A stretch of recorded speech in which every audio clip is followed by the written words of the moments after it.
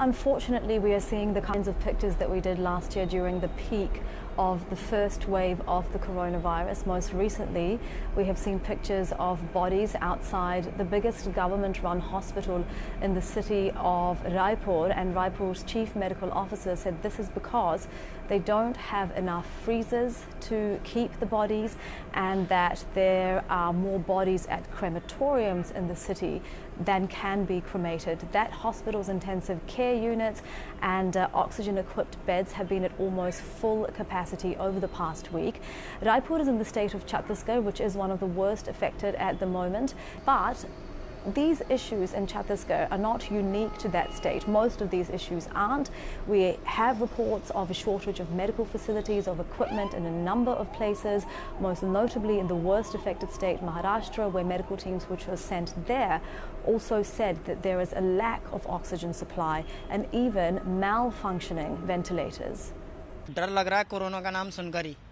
आपने देखा होगा पिछले वर्ष जैसे कोरोना के हालात थे, कोरोना में लोगों को कितनी परेशानियां झेलनी पड़ी, जिसके कारण लोग दिल्ली को जो भी लोग दिल्ली से पलायन करके गए वो आज आने में भी डर रहे हैं।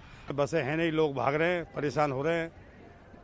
अब क्या कहें, लॉकडाउन तो हो सकता है लॉकडाउन लग जाए, इसकी डर की वजह से लोग और भाग रहे हैं अपने अपने घर। Most of the people believed that the epidemic was over as far as India was concerned, and therefore I think the forecast of this particular happening did not really register in the policymaker circles.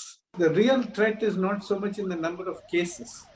The threat will be in the number of deaths, serious infections flooding the hospitals.